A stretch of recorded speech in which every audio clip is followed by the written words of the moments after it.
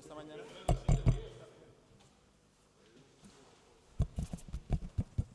Está al revés. Y no se carga ninguno, ¿no?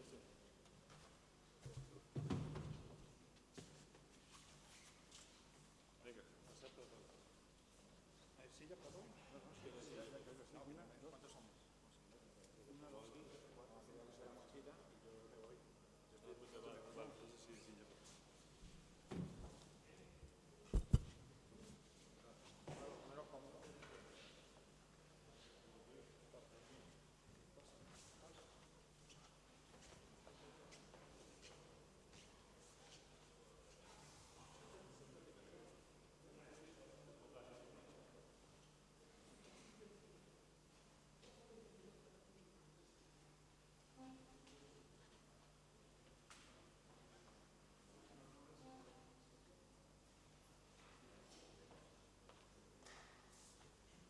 Este va, ¿no? Bueno, buenas tardes. Estoy aquí un poco tapado, pero enseguida me voy. Yo soy el que nada interesante tiene que decir esta tarde. Gracias. Bueno, soy Ricardo Domínguez, soy el gerente del Campus de Excelencia. José Alfonso, como se ha tenido que ir, pues me ha dejado así un poco el relevo esta tarde. Así que le doy de nuevo la bienvenida a los que han podido estar esta mañana y a los que no, pues también. Decirles, en primer lugar, a todos aquellos que nos están viendo en directo por streaming, que tienen la posibilidad, según van a ver en pantalla, la posibilidad de preguntar también desde donde estén. Sabemos que están conectados a diferentes puntos, incluso desde Iberoamérica. Y sin más, bueno, le voy a presentar la mesa compuesta, bueno, por Rodolfo, que yo creo que esta mañana ya ha triunfado con esa ponencia magistral y que todos ustedes conocen y que será quien modere y dinamice, estoy seguro de ello, la mesa. Y 4 agricultores, que son Miguel Ángel Jiménez, de Campiña de Córdoba, Antonio Luna, también de la zona de Campiña, Antonio Filoso, técnico de Doñasol, y Gregorio Sánchez de Puerta, que es ingeniero agrónomo.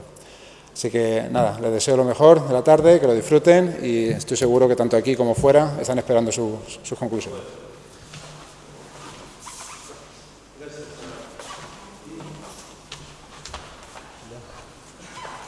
Bueno, no sé si anda esto, pero los premios son igual, ¿no? No sé si tiene que salir grabado. Es importante que tengan... ¿De acá? Hola, hola. Solamente el micrófono que esté utilizando, no se vale salir. Está bien. Ahí se escucha, ¿no? Sí. Bien, bueno, me han pedido la honorable tarea de coordinar esta mesa y que proponga la impronta que me parezca, me dijeron, lo cual es peligroso. Yo soy siempre de la idea de que de una reunión algo tiene que quedar. No puede ser que mañana los que estamos presentes nos levantemos, nos hacemos, nos vistamos, nos vayamos a nuestras tareas cotidianas y digamos, la reunión de ayer sirvió para algo, nos sirvió, lo escuchamos fulano, mengano, y las cosas sigan como están. Si estamos acá, creo que algún pequeño interés en cada uno de nosotros hay. Y seguramente también ese interés nace de alguna inquietud o algún problema. Entonces estaría bueno que esto, más allá de que hoy tenemos nuestros expositores, que es más que nada para que nos cuenten sus valiosas experiencias, pero creo que uno de los principales roles de ello va a ser romper el hielo para transformar de esto, que no sea un monólogo, sino un buen intercambio y una mesa de trabajo entre todos los que estamos presentes. Que no somos muchos, por lo tanto puede llegar a resultar un producto interesante. Entonces, me parece que sería bueno que pensemos no solamente en el pasado, esto es, en la experiencia que tenemos con los problemas añadidos, sino que pensemos, hagamos un esfuerzo y pensemos en el futuro. Pues si estamos planteando una inquietud y tenemos interés en solucionar ese problema, tenemos que generar o pensar a futuro en una estrategia que ayude a cambiar. Si no, no tiene sentido que estemos acá, más allá del grato encuentro. pero lo podríamos hacer en una cafetería, en un restaurante, tomando una cervecita también eso. Entonces vamos a ver si podemos lograr esto de un tiempo de trabajo, de intercambio sobre todo. Esta mañana dije, y lo repetí recién con mis amigos de acá de Andalucía, que lo que nos diferencia del reino animal es justamente la capacidad de generar ideas y de transmitirlas. Yo agregaría de intercambiarlas. Eso es lo que, al menos también lo digo, que en Argentina nos ayudó mucho a generar cambios en esto de la siembra directa hace 20 años, cuando nadie creía, ni siquiera los investigadores, y que algunos pioneros productores que no creyeron, sino que empezaron a desarrollarlo, porque hoy dije también que no era una cuestión de fe, no solamente empezaron a ver los resultados que tenían, sino que empezaron a transmitirlos y compartirlos. Y no solamente las cosas que les iba bien, sino fundamentalmente las cosas que les iba mal. Y así fuimos creciendo en esta que hoy no es otra cosa que una técnica, y como vimos, a lo que apuntamos es mucho más que la siembra directa. Entonces, para no hablar más, yo voy a tratar de ir tomando los aspectos más importantes, pero ustedes también lo hagan. Yo les pediría que después que expongamos en este panel, ustedes tengan anotadas las preguntas que consideren importante hacerlas, y las hacemos después al panel, y no necesariamente tenemos que contestar desde acá, sino que podemos hacer un intercambio. Y a ver si de aquí sale alguna idea. En esto no pensemos, como digo, solamente en el presente ni en el pasado, sino también en el futuro. No pensemos solamente en que el tema pasa por la erosión, porque nosotros estamos trabajando dentro de un sistema de producción complejo, que el problema de erosión es uno de ellos, pero creo que hay otros problemas. Pensemos también en las acciones del hombre, y si podemos hacer un esfuerzo, que una vez que se nos dibuja en la mente el problema, podamos, ¿cómo estamos? Podamos convertir ese problema identificado en la pregunta que vamos a formular, porque la respuesta a esa pregunta es el producto que tenemos que generar. Después veremos cómo. Entonces, a ver si podemos lograr algo de esto. Y de paso rompamos el hielo, y estamos trabajando en familia, así que si te parece podemos empezar por la punta. Miguel, Miguel Ángel Jiménez, de la Campiña de Córdoba. Bueno, pues muy buenas. No sé qué os voy a contar yo que no sepáis, ¿no? Pero en principio, pues está claro que tenemos un problema de erosión. Todos los años pues perdemos una cantidad de tierra. Está claro de que este problema lo tenemos que solucionar de alguna manera.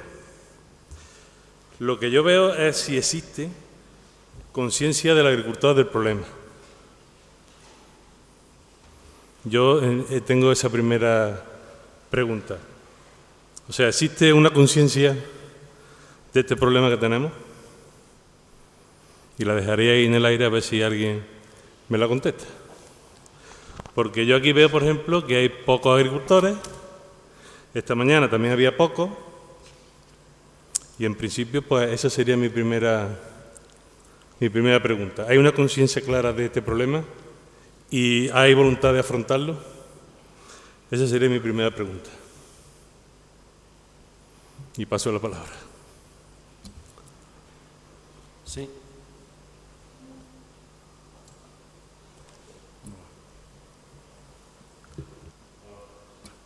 Sí. Bueno, a la pregunta de mi compañero, si nosotros tenemos conciencia los agricultores, yo pienso que la conciencia se va a dar en el momento que tenemos un problema grande. Hemos tenido años muy lluviosos, quizás excepcionales, y entonces, si empezamos por el olivar, pues ya estamos viendo los graves problemas que tenemos.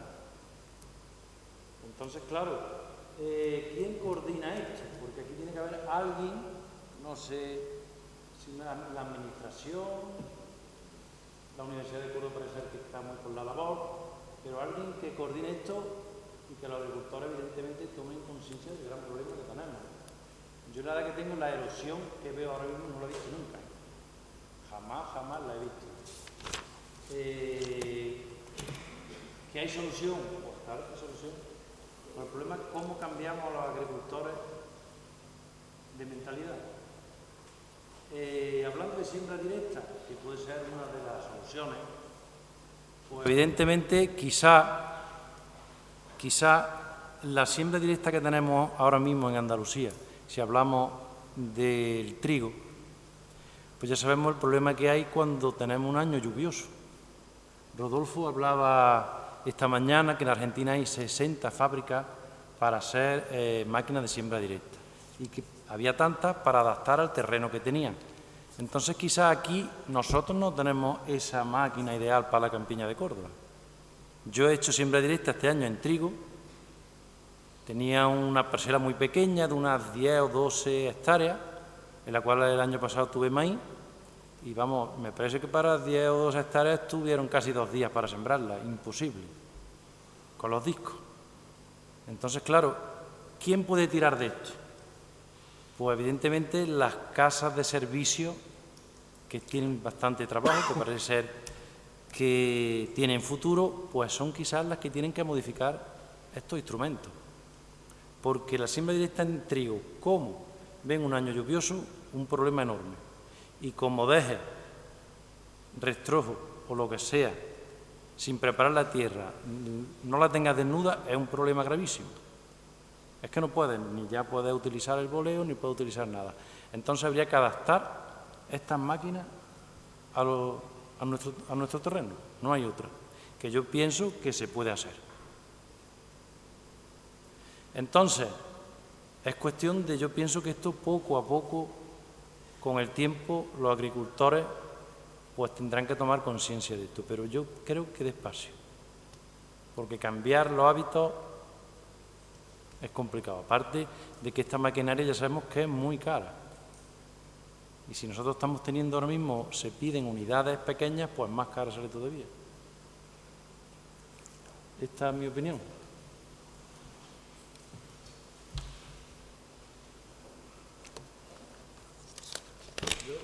Yo creo que ya aquí hubo un intento de... No sé si esto se oye. Hubo un intento de sembrar, siembra directa. De hecho, Agrosan, que es una empresa de Antonio Sánchez, junto con Monsanto, pues estuvieron bastantes años intentando imponer la siembra directa y, de hecho, todavía la pueden hacer, pero no ha tenido el éxito que debería. Y también es como dice Antonio, ¿no? Pues dice que cuando hay que sembrar todo el mundo tiene unos días porque te vienen las lluvias, todo el mundo quiere sembrar. Entonces tendría que haber una cantidad de máquinas aquí para poder sembrar o para dar servicio a los agricultores, que yo también lo veo difícil eso, ¿no? Porque hay una época de siembra y como te descuides, pues ya no puedes sembrar y hay gente que ha sembrado hasta en enero el trigo, porque no han podido. Entonces, ya se ha hecho ensayos aquí y se ha visto los problemas, las ventajas y los inconvenientes de la siembra directa en Córdoba, que ya se ha corrido un trayecto en ese tipo de cultivo, esa técnica de cultivo, aquí en Córdoba. ¿Y dónde vos entrarías? Me permito hacer una pregunta, Sí. Ustedes también la pueden hacer. Vos mencionabas de fortalezas y debilidades de la siembra, o sea, se avanzó y hemos aprendido en los beneficios y también en las dificultades que tiene la siembra directa. ¿Podés avanzar un poco más mencionando dónde están las principales dificultades de la siembra directa a tu criterio? Bueno, yo le voy a decir, yo no he hecho nunca la técnica del trigo, la técnica de cultivo del trigo de siembra directa no la he usado, pero le puedo decir que lo que he oído de amigos que lo han llevado, pues tienen ventajas e inconvenientes, como todo. Algunos pues le achacaban de que tenían más enfermedades, porque al quitar el rastrojo o eliminarlo, pues dicen que pues se eliminaban también parásitos, enfermedades cristogámicas o también plagas, ¿no? Incluso.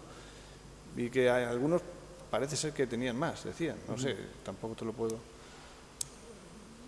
Y el problema está en eso, en que quieren sembrar todos, quieren sembrar ya y dicen yo no me espero a que la máquina no vaya bien y tienen que sembrar en su momento.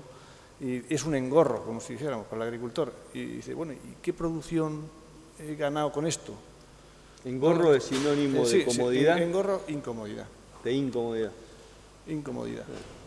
Veo yo que Sí, sí. lo que principalmente es lo que... Ajá. Bien, ¿alguien quiere agregar algo más a esto? Bueno, los problemas de la siembra directa pues puede ser lo que hemos comentado, ¿no? La preparación del lecho de siembra, que si el año es lluvioso pues te encuentras muchos problemas, porque en estas tierras franco-arcillosas pues las máquinas se embotan, no puedes sembrar y el tiempo pasa y ese tipo de problemas. Luego otro problema es el control de las malas hierbas. Vosotros en Argentina tenéis los transgénicos y podéis controlar las hierbas mucho mejor que aquí. Aquí tenemos que depender de herbicidas de hoja ancha, herbicidas de hoja estrecha, en fin, una serie de herbicidas que encarecen un montón la producción y claro, pues al final no te compensa, ¿no? Y entonces si el agricultor, que ya dijimos esta mañana que es un agricultor espectador, que ve lo que hace el vecino para luego hacerlo a él e intentar mejorar su explotación, pero siempre que pruebe otro. Yo no pruebo porque si me equivoco me cuesta a mí el dinero. Y entonces, pues, claro, ve que no hay unos beneficios claros en la siembra directa y entonces, pues, al final hace lo que me dijo mi abuelo, ¿no? Labra profundo y déjate de parche. Gregorio, ¿querés aportar algo con tu experiencia? Yo es que de trigo, la verdad es que de trigo tengo poca experiencia y de siembra directa ninguna. Entonces yo he venido a hablar un poquito de la problemática del olivar, de lo que yo he visto. En fin, así que si quieres luego lo tratamos. Sí, sí. Cuando quieras. Sí. Yo creo que hacemos un popurrí y después tratamos de hacer una unión de los temas que tocamos y un análisis más a fondo. Bueno, yo lo primero que quiero decir es que mi experiencia es muy poca, porque llevo apenas año y medio trabajando en la agricultura y lo que sí me he encontrado es una problemática importante y que creo que hay que darle una solución porque el suelo es el que tenemos y como se nos vaya nos quedamos sin agricultura, ¿no? En fin, yo vengo a poner mi problema, que es en una finca de olivar de secano, aquí en la campiña de Córdoba, con las típicas tierras arcillosas de Bujeo. Es un suelo muy profundo y con el olivar, bueno, pues son tierras que siempre han estado cultivadas de trigo y girasol y el olivar implica, en principio, una reducción del labor profundo que permite, digamos, mayor infiltración, aunque eso esté un poco así en el aire, y un aumento de los suelos desnudos, ¿no? La finca está atravesada por un arroyo muy importante, bueno, no era muy importante porque antes se cruzaba dando un saltito y ahora pues un arroyo que es un río casi. Los problemas pues son los de siempre, ¿no? En la Besana se produce erosión laminar sobre todo y en el arroyo pues que cada vez es más profundo, es más largo y es más ancho y es cada día más grande en general. Soluciones. Yo creo que en el caudal continuado del arroyo produce la erosión del suelo fértil, que son unos 3 metros, que es un suelo muy profundo y que incluso llega a erosionar la roca madre. Eso produce un derrumbamiento continuado de las paredes de la orilla y entonces cada vez se ensancha más. A mí lo único que se me ocurre es reducir la velocidad del arroyo. Como se está estudiando en la construcción de diques y eso parece ser que es algo que es muy beneficioso y que para la velocidad del agua, pero el problema es cuánto cuesta eso, ¿no? Que los diques son caros y hay zonas donde, sobre todo en las zonas de mucha pendiente, hay que poner pues, muchos diques, ¿no? Porque hay mucha diferencia de cota. Eso es un problema que están abordando la gente del CSIC, que yo creo que está haciendo un buen trabajo y está haciendo muchos experimentos con ese tema.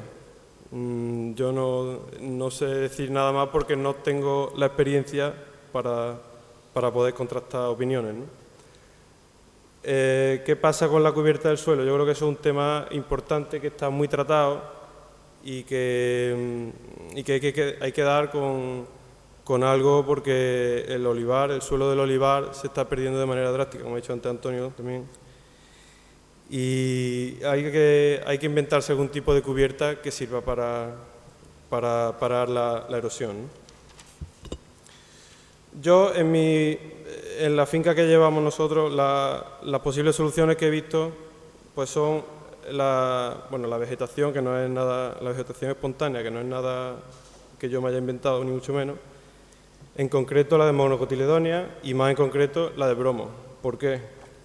La de monocotiledonia porque no profundizan demasiado, por lo tanto no compiten con el olivo. Ya he dicho que el olivar es de secano y que, en fin, y que el agua si se puede aprovechar el olivo, que la aproveche el olivo, lógicamente.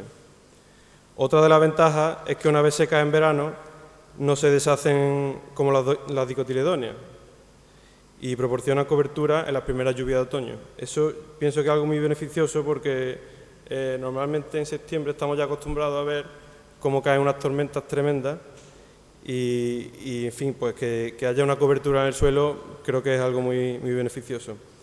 Y en concreto el bromo, pues porque se seca en marzo o abril, según dicen los estudios. ¿Esto qué implica? Pues que no hace competencia del agua con el cultivo del olivar. Eso es muy bueno, pero también es verdad que si te cae un tormentón de mayo, pues no está ahí, en fin, está, pero no está evapotranspirando, ¿no? Dentro de que controlemos la monocotiledonia o el bromo, el herbicida yo, en mi caso, no lo echaría en bandas, ¿no? Sino solo debajo de la sombra del olivo, digamos, ¿no? Porque la hilera no está perpendicular a la pendiente. ¿Qué pasa? Cuando coges una hilera y está mirando al arroyo, pues el agua corre por el hilo de los olivos. Entonces yo solo echaría herbicida hace como una cuadrícula de hierba, en concreto de bromo en este caso. Otras soluciones que se ven por ahí es un pase de Ripper o de un brazo de subsolador perpendicular a la curva de nivel. Favorece la infiltración, lógicamente, pero creo que daña mucho a las raíces del cultivo. Y, en fin, no sé qué más aportar, así que se me ocurra.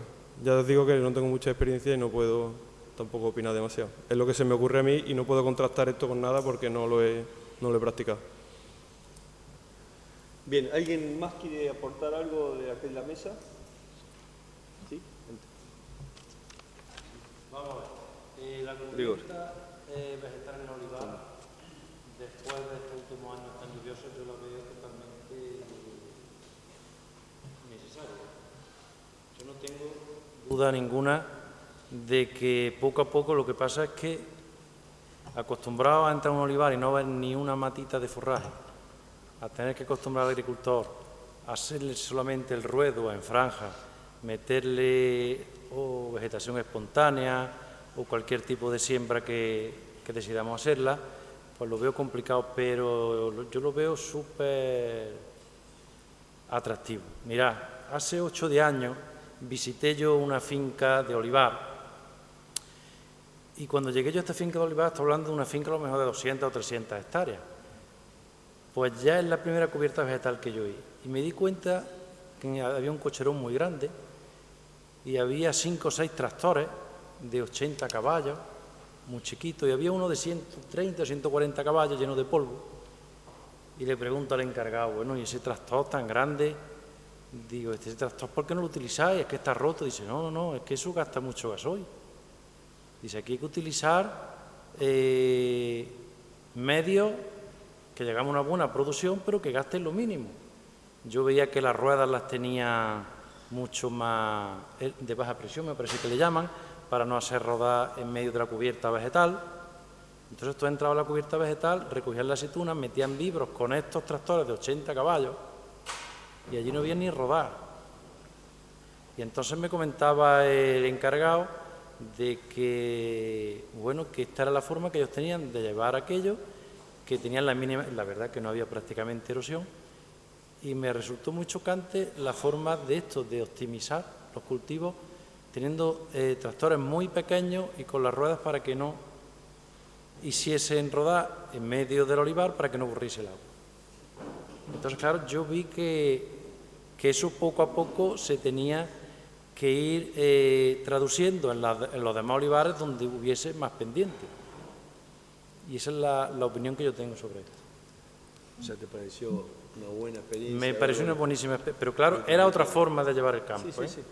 Pero no tenía que ver nada con lo que es la campiña, es otra historia. Bueno, acá me acuerdo, me sumo acá en el campo, en la finca de Pedro, una vuelta hicimos una experiencia con tractores de alta y baja flotación. Yo tengo ahí las imágenes todavía, el impacto que tiene el neumático de alta flotación sobre el no dejado de huella. Y hoy vimos el impacto que tenía la pasada de máquina sobre la estructura y cómo eso afecta la tasa de infiltración del agua en el suelo. Es muy impactante, así que lo que más produce compactación en la rodadura incluso es la presión de inflado. A veces se cree que es solamente la superficie, pero tiene mucho que ver la presión de inflado. Bien, no sé si acá de la mesa hay algún aporte más que quieran comentar. Creo que la tierra no se puede dejar. Ya Milagro Saavedra tiene un campo, una experiencia muy importante en la cubierta vegetal. A nosotros nos hizo unos ensayos, incluso, probando todo tipo de gramíneas, leguminosas y crucíferas, para ver cuál se adaptaba mejor a ese tipo de tierra y cuál tomaba un tamaño y después que fuera una planta fácil de eliminar cuando tú quieres, ¿no? Que no fuese tampoco una planta.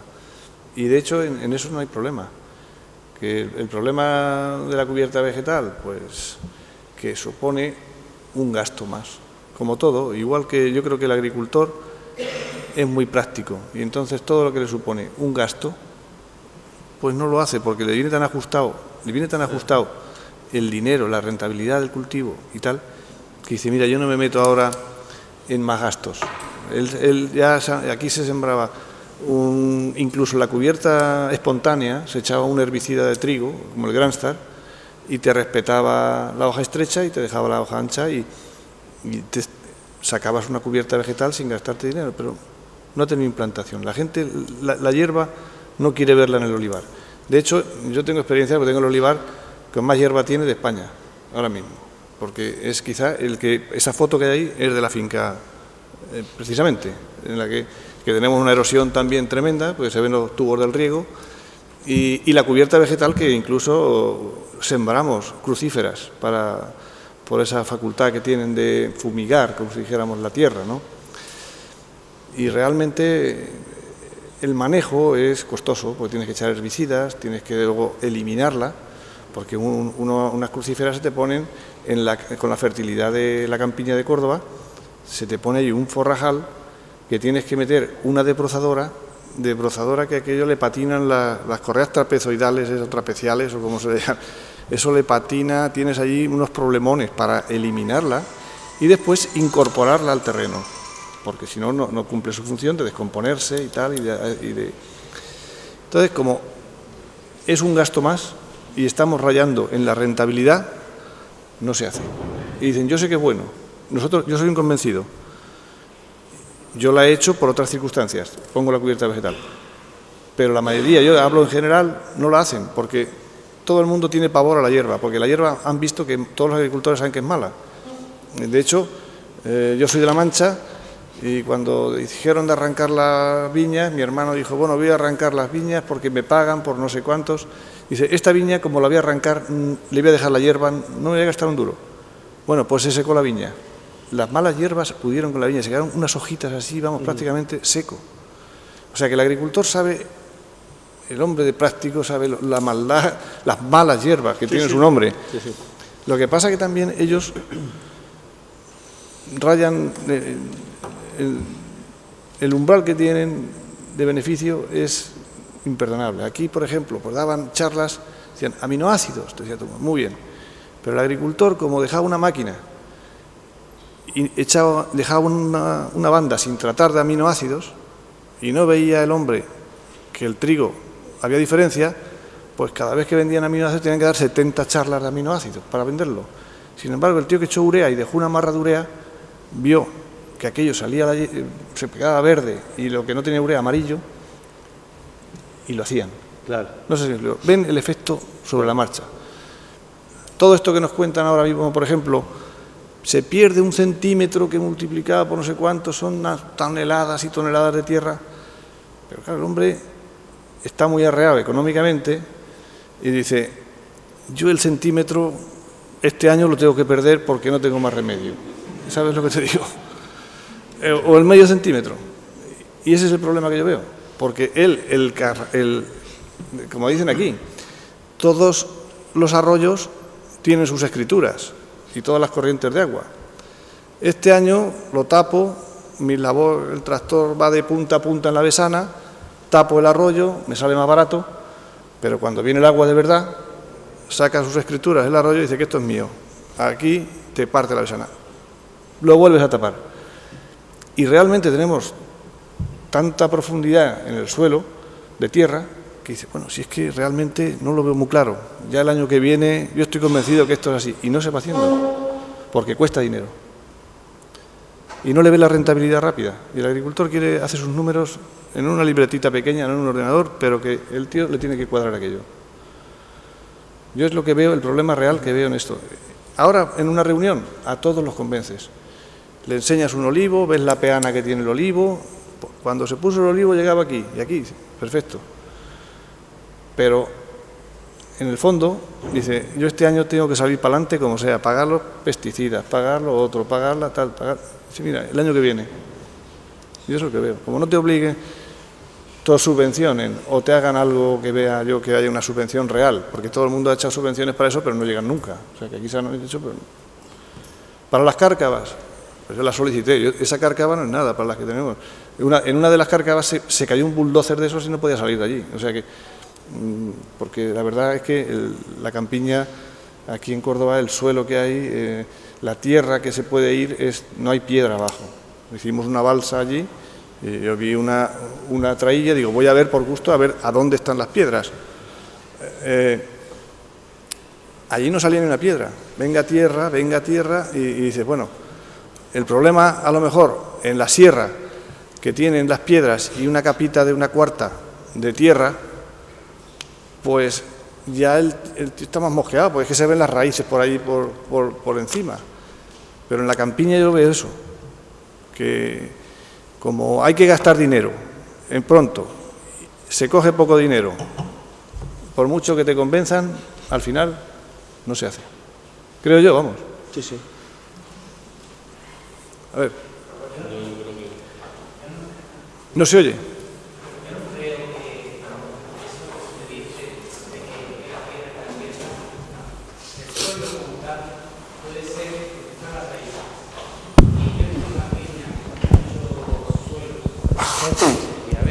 Gracias.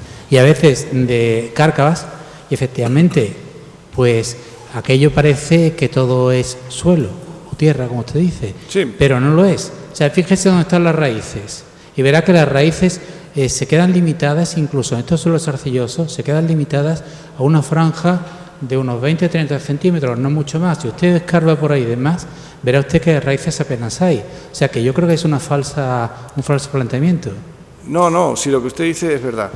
Las raíces no soportan la falta de oxígeno y realmente están cerca de donde hay oxígeno, porque en las capas más profundas no hay. Es así.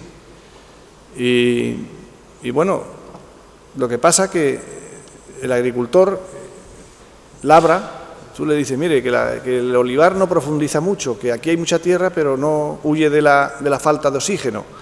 Y se sitúa donde hay más oxígeno en las raíces. Entonces, dice el agricultor, me parece muy bien, lleva usted razón, pero yo llevo labrando toda mi vida, que veo los trozos de raíces de los olivos por allí, porque vas a un olivar de estos clásicos y ves pedazos de raíz por allí dando vueltas, que los ha sacado el semichisel que le meten allí. Y digo, pues no habrá dejado usted aquí, porque la ha cruzado además, digo, no habrá quedado ni una raíz. Pues sin una raíz ahí está el olivo, que es lo que muchas veces te dices, sí es así, pero mucha gente dice, como le ha quitado las raíces de arriba, se ha buscado y no ha tenido más remedio que irse más para abajo. Que te dicen eso, y realmente ante la evidencia, pues tienes que rendirte. Usted tiene olivos y ha visto los trozos de raíz por ahí dando vueltas en la campiña de Córdoba, usted se va a Bujalance o donde quiera, o a Cañete, o donde, y meten unas labores profundas que yo, vamos, en Montoro, por ejemplo, que hay poca tierra y están, pues me meten muchas labores muy profundas y ves, hombre, no pasa nada. Dice, esto, lo mismo que has podado tú la copa, pues has podado las raíces y ahora tiran y salen otras. ¿Sabe usted? Pero es que realmente vas al olivar y dices, pues ahí está el olivo.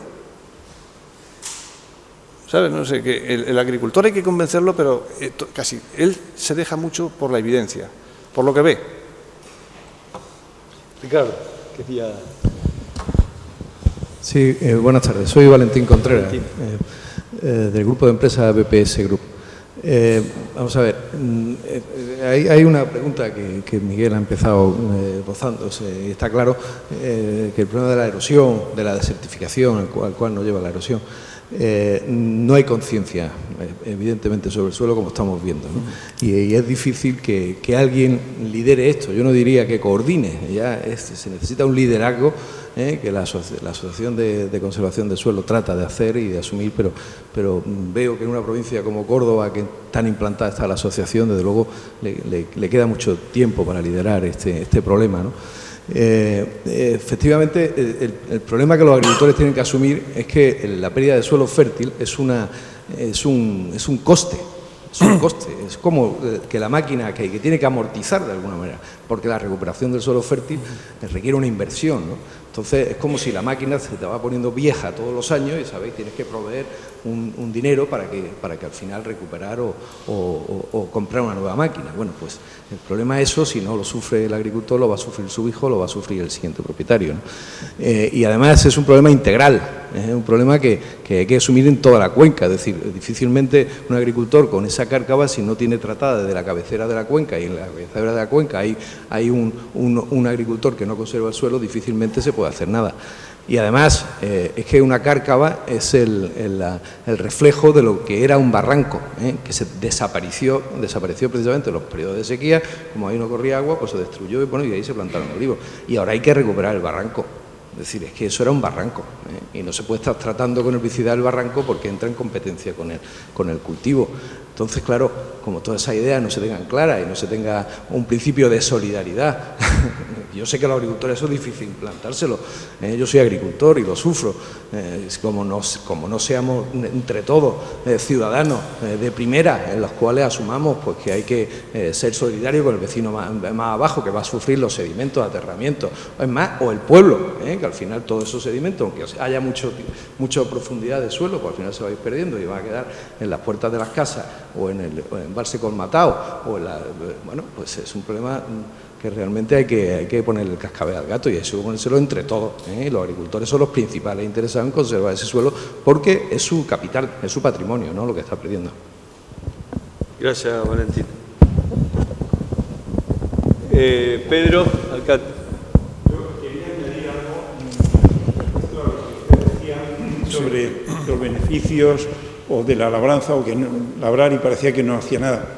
Y voy a recurrir a eso, a unos ensayos que se hicieron ahora IFAPA por el Departamento del Olivo. Claro, porque muchas veces lo difícil es medir las cosas en el olivar, ¿no?, porque necesitas una serie de años largos. Estos eran unos ensayos, estoy citando de memoria, me parece de unos 10 años, una serie ya larga de años. Era un suelo bastante... estaba situada la parcela, me parece, entre la confluencia de las carreteras que va a Nueva Cartella, que viene de Espejo, y luego una que viene que va a Nueva Cartella. Por ahí hay un llanete, era un llano. Luego, la diferencia era entre el suelo labrado y el suelo desnudo, cuando empezaron a hacer los ensayos con suelo desnudo, que no se tocaba nada. Allí no había erosión porque era un suelo muy plano.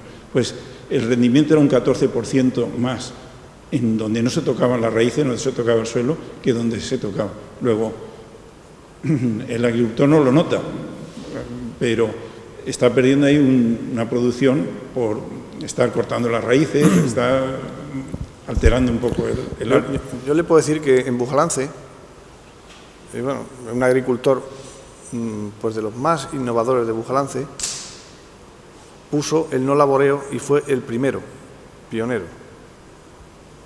Se pusieron los olivos muy bonitos, tuvo unos años buenos y luego dejó de hacerlo. Es difícil que una persona, cuando una cosa le va bien, la deje. Porque yo estoy de acuerdo, fíjese, en la cubierta vegetal, estoy de acuerdo en que hay que seleccionarla, que hay que echar herbicidas selectivos y dejar las plantas que nos interesen y eliminarlas que sean muy perjudiciales, difíciles de eliminar y que compitan demasiado con el cultivo. Estoy de acuerdo, y estoy de acuerdo también en el no laboreo, estoy de acuerdo. Yo lo que sí hago es decirle los problemas que me encuentro yo con los agricultores o que me he encontrado con los agricultores y por qué no se hace esto, no se lleva a cabo. Sí, esa técnica realmente se abandonó porque tenía unas dificultades muy grandes a la hora de manejar la escorrentía. O sea, exactamente. La escorrentía, claro. y por y el eso vecino, ya se abandonó. Y como ha dicho ese señor, que no me acuerdo el nombre, pues el vecino de abajo se quejaba de lo que le venía de las tierras que había más arriba, que corría el agua, había unos problemas muy grandes. Entonces, el agricultor, como vuelvo a decir, es muy práctico. Y qué difícil es, y vuelvo a decir lo mismo, cuando una cosa le va bien al agricultor, que la deje. ¿Por qué se ha puesto, y es una pregunta que yo le digo, ¿por qué en grandes fincas, no fincas de grandes, se han llevado el no laboreo y han vuelto en la campiña al laboreo?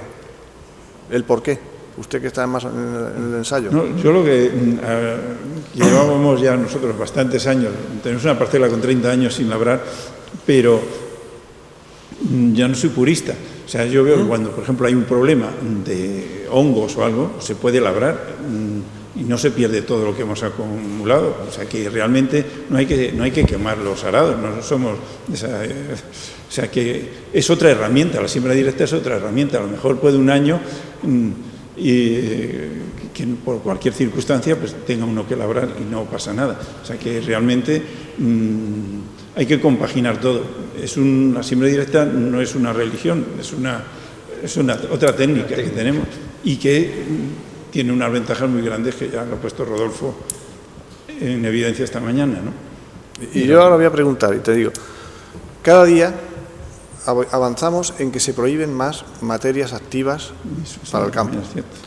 Hoy día ya no tenemos prácticamente ni herbicidas, lo han suprimido tantos, los herbicidas que realmente eran rentables. Te están analizando constantemente residuos de todo, de no sé qué, que contaminas acuíferos, que contaminas pantanos. Realmente nosotros, ¿con cuántos herbicidas contamos? Es que esa es otra. Nos están reduciendo los herbicidas a tal extremo y además hay una corriente de no contaminar, de no meter productos a la tierra, de tal, que dice, bueno, si esto vamos en sentido contrario. No sé si me explico. Sí, sí, estoy de acuerdo con usted. Porque hoy ya te hablan de cultivo ecológico, que todo el mundo a eso, que no se echen productos, que si la simacina es mala, que si la terbutilacina es mala, que el diurón ya no se echa, que de un año para otro, si te ha sobrado producto, te lo tragas porque no tienes dónde echarlo, o porque te has asustado de que te quiten la subvención o de algo. Entonces, dices, bueno, aquí, ¿a dónde vamos a parar? ¿A uso de herbicidas o no? Es una de las cosas que yo también veo. Sí, yo tengo aquí dos cositas en el tintero. Vamos a... se me olvida que esa es una ventaja que tiene la cubierta vegetal. Y aquí con la cubierta vegetal podemos entrar antes, en época lluviosa, olivar a la recogida. Hay que tener en cuenta que se lleva mucho olivar donde no hay tierra de olivar. En Bujeo de la Campiña, hablo por ejemplo, si queréis la zona de Montalbán, Yo conozco zonas en Montalbán que el año pasado, el 25 de noviembre, hablaban de 12 y 13 grados, con aceituna negra. Imaginarse un año lluvioso, cómo se entra ahí. Entonces, cuando tenemos una cubierta vegetal, el acceso es mucho mejor. Y otra cosa que quería yo preguntar a Antonio, mi compañero, cuando dice que se ha abandonado el no laboreo en el olivar... Puro, el no laboreo puro. Habría que distinguir también si es de goteo o no es de goteo. Me explico, el olivar de riego que tenga su cubierta, pienso yo que tiene muchísima más defensa en la frescura que le puedas tú llevar a la tierra. En el olivar de riego tienes una ventaja que tú el agua se la puedes poner al olivo, y en el olivar de secano, como te descuides y la hierba compita con el olivo, las hierbas son bombas que sacan agua, pero de profundidad, no más profundas que el olivo. Son bombas que están evaporando agua constantemente. Si tú en secano no las eliminas, a partir del mes de marzo no debe haber hierbas, porque en invierno hay agua para todos, para los arroyos, para el río, para las malas hierbas, para el olivo. Pero hay una fecha en donde dice, como haya hierbas ya, pues os digo que eso porque yo tengo más hierba que nadie en la finca, o sea que y sé la maldad de la hierba. Como te llegue el mes de marzo y no quites la hierba y aquello sea, eso le va a pegar un chupetón, y entonces en el secano lo vas a notar. En riego, hombre, tú arrancas el riego, le das un riego y se acabó la historia, no es problema. Pero sí veo que la campiña de Córdoba también, los vertisoles o como se llamen estas tierras, tienen unas rajas que se hacen, unas grietas que se hacen enormes, vamos, que cabe un zapato allí, que te puedes meter. Entonces, hay otra problemática, que dices, esto lo labramos, tapamos estas rajas, se dejan. Otros dicen, es igual, aunque las tapes van a romper raíces y va a ser igual. Otros dicen, no, es que la tapas y esa evaporación se disminuye. Hay unos problemas también adicionales en el secano, ¿no? De las rajas que se hacen en la tierra, ¿no? No lo sé, te pregunto. Yo más o menos os digo los problemas que, porque realmente, ¿por qué? Un poco para llegar a ver el por qué todos estamos convencidos de la bondad de todo esto y no se hace. ¿Qué es el problema? ¿Qué es lo que venía a decir antes? El día que vino un señor y dio una charla en el casino del pueblo y dijo lo que era la urea, el nitrato amónico, dio una charla y todo el mundo ahí tal, hasta que echaron nitrato amónico y ya no hubo más charlas. Ya había cola porque no había nitrato amónico. No sé si me explico. Discúlpame, Miguel, Emilio. Quizás, si ustedes me lo permiten, porque si vamos a los detalles técnicos de cada una de las prácticas o sistemas de producción, quizás no podemos estar acá hasta mañana, pasado, toda la semana, y quizás va a ser difícil llegar a una conclusión. Pero aparentemente hay denominadores comunes en los planteos que están haciendo, que después voy a mencionarlo. No sé si les parece que vayamos orientando el debate hacia esto, esta pregunta última que vos planteaste, de, bueno, ¿qué hacemos? ¿Qué hacemos? Ir orientando un poquito hacia ese otro lado, más que en los detalles técnicos, que aparentemente han sido muy claros en dónde están los problemas. Después los vamos a resumir. Emilio.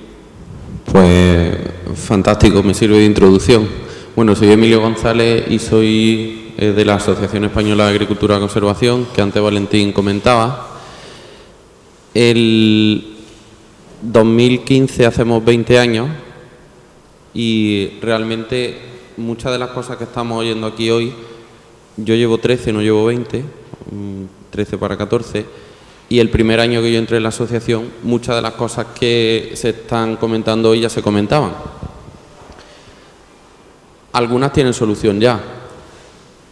Y según datos oficiales del Ministerio de Agricultura, hay más de 500.000 de hectáreas en siembra directa en nuestro país. Es líder de Europa y, curiosamente, el segundo país europeo donde se hace más siembra directa es Finlandia. Que, bueno, Rodolfo ha puesto antes unas magníficas fotos de Rusia, ¿no? Y el tema de la agricultura de conservación o de la siembra directa no es otra cosa que la adaptación. ¿Qué? el quid de la cuestión es adaptar la tecnología. Los principios son muy básicos. Cobertura permanente para evitar que se formen tantas grietas en los bujeos. Rotación de cultivos para evitar los problemas de plaga. Y mínimo laboreo, entendido como la mínima remoción del suelo. O sea, no estamos hablando de cultivador, de grada de disco, o sea, es mínimo remoción del terreno. Desde aquí yo lo que le ofrezco es que vengan con nosotros al campo. Tenemos ahora mismo un proyecto en marcha, un proyecto europeo en el que estamos monitoreando 100 hectáreas en Andalucía, 100 hectáreas que están siendo monitoreadas con agricultura de precisión. Estamos controlando cada centímetro cúbico de gasoil que se está gastando, sabemos el día, el minuto donde está trabajando el tractor, sabemos lo que hacen y lo que gastan, o lo que gastamos, porque nosotros también estamos llevando esa finca en agricultura convencional, y sabemos lo que estamos gastando en siembra directa, sabemos cuáles son los problemas de un sistema y de otro, porque también hay problemas. No sé si habéis tenido la oportunidad de ir a Sevilla en los últimos días, pero yo veo cantidad de girasoles con unos problemas tremendísimos en agricultura convencional. Yo creo que usted ha dado la clave. Las materias activas y la reducción de materias activas ha sido uno de los caballos de batalla y va a ser uno de los caballos de batalla en los próximos años. Y solamente ahí yo creo que podemos hacer, entre los que estamos trabajando en estos sistemas, es seguir con formación. Y a las personas que estén interesadas realmente, ponerlas en contacto con otras personas. Y aquí me he venido a esta zona donde estamos muchos agricultores, donde están muchos agricultores de la Asociación Andaluza de Agricultura y Conservación, y evitar problemas que ya se saben y que, bueno, pues las personas que se inician se van a encontrar, y pues probablemente después de 2 o 3 años pues tengan una mala experiencia y decidan volver a lo que llevaban 30 años haciendo y conociendo, ¿no? Entonces yo creo que estamos en una situación muy diferente a la que estábamos hace 15 años. Creo que hay muchas máquinas que funcionan ya. Muchos de los problemas que hay en la implantación de cultivos no es la siembra directa, es la máquina convencional que se intenta hacer trabajar en siembra directa. Y la última estadística del Ministerio de Agricultura también dicen que en Andalucía se han vendido en el último año 60 máquinas de siembra directa, probablemente muchas sean para maquila, y en España pues en torno a 500. Entonces, bueno, no es sencillo, no es la panacea, pero yo creo que mejora sensiblemente lo que se hace dentro de la generalidad de nuestra región. Y perdona, la rentabilidad sube, ¿no? Es más rentable. Bueno, nosotros hicimos hace no muchos años una encuesta entre 2.000 agricultores. El 95% disminuían costes. Disminuye, ¿no? Manteniendo producción. Y digo manteniendo producción porque nosotros, en el caso nuestro haciendo bien las cosas, por supuesto. En el caso del proyecto que les comentaba antes, les referenciaba, son tres fincas, 30 hectáreas en cada finca, son las que hemos destinado a hacer esta comparativa, y en los 6 casos, o sea, en las 3 comparativas, perdón, estamos disminuyendo costes y aumentando rentabilidad.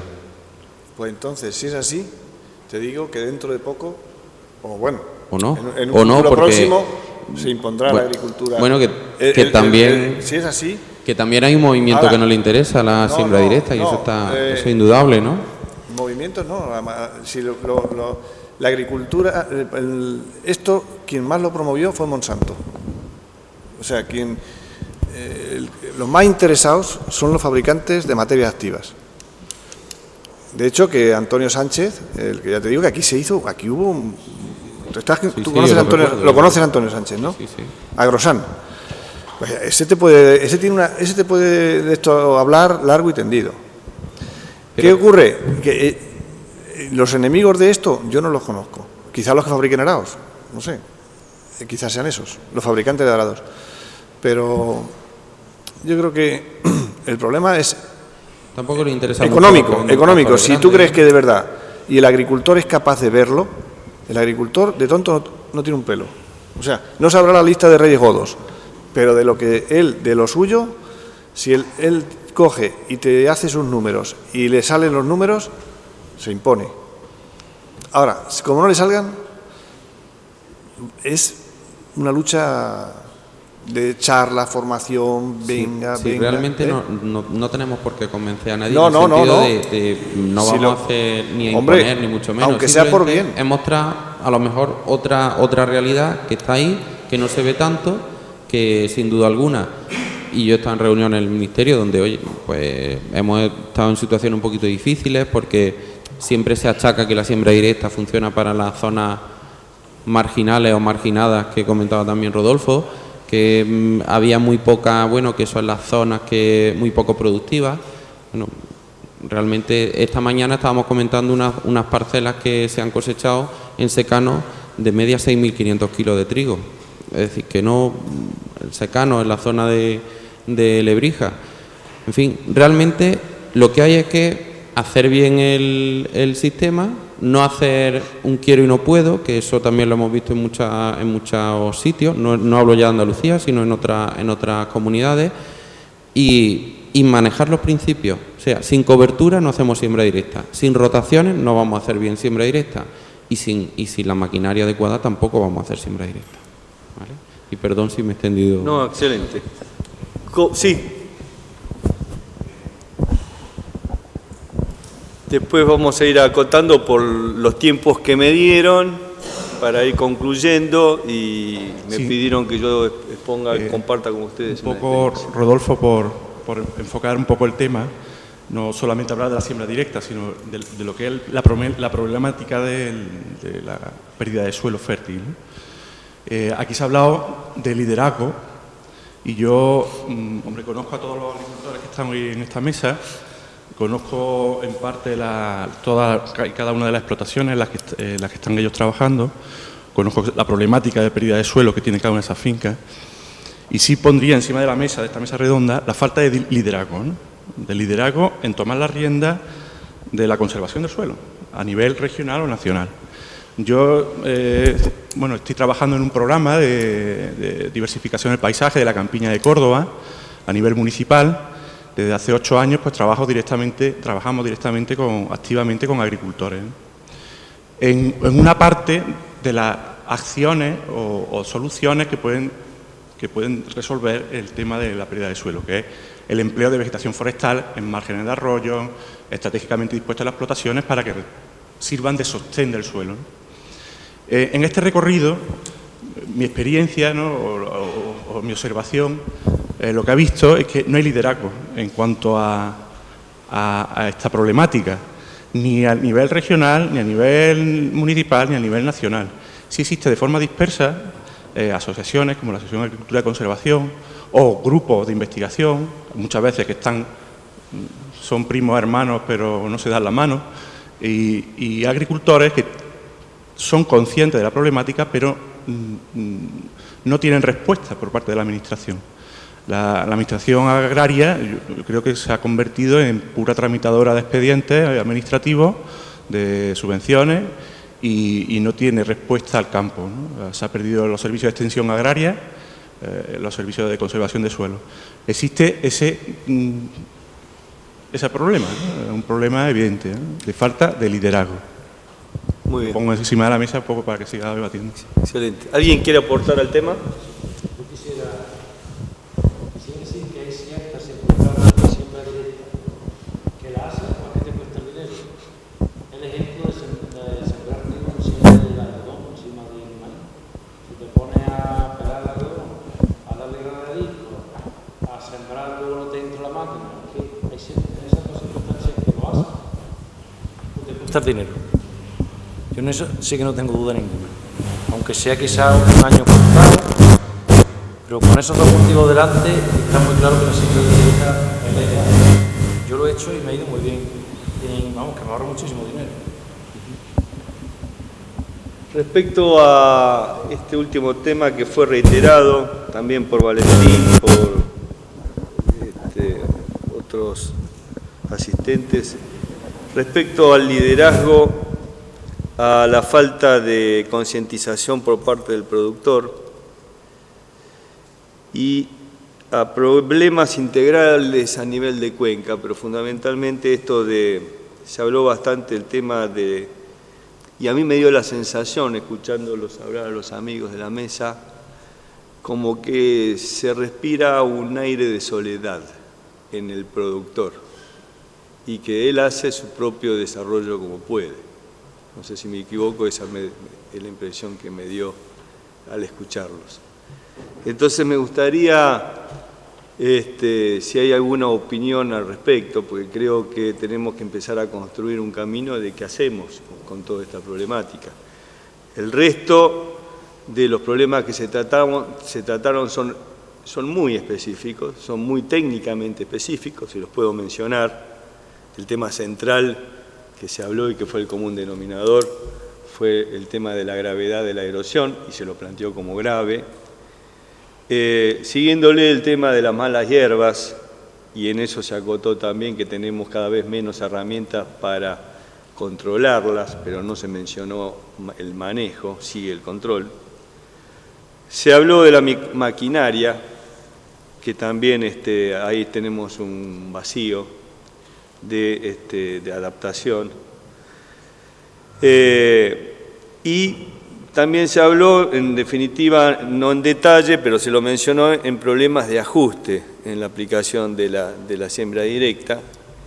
Incluso Pedro dijo que no había que ser más papista que el Papa y que, bueno, las cosas hay que hacerlas a través de un diagnóstico y lo que nos parezca que resulte mejor. O sea, no, la siembra directa, no, como dijimos hoy también, no es una cuestión religiosa. Pero eso creo que son temas muy, muy específicos, técnicos, que quizás no sea lo grave de lo que nos está pasando. Y quizás mirando al futuro el tema pase más por lo que vamos a hacer. Y en esto me parece que está más ligado a esto que ustedes mencionaron, que no hay coordinación, que no hay liderazgo. Y quizás habría que trabajar un poco más sobre el tema para solucionar lo otro que se plantea como problemas específicos. No sé si alguien quiere aportar algo al respecto. José Alfonso me pidió que también tratara de compartir con ustedes qué estamos haciendo, ya que venía de allá, qué estamos haciendo en Argentina al respecto. Así que me gustaría primero preguntarle si hay alguna opinión con respecto a este tema. Sí, Valentín.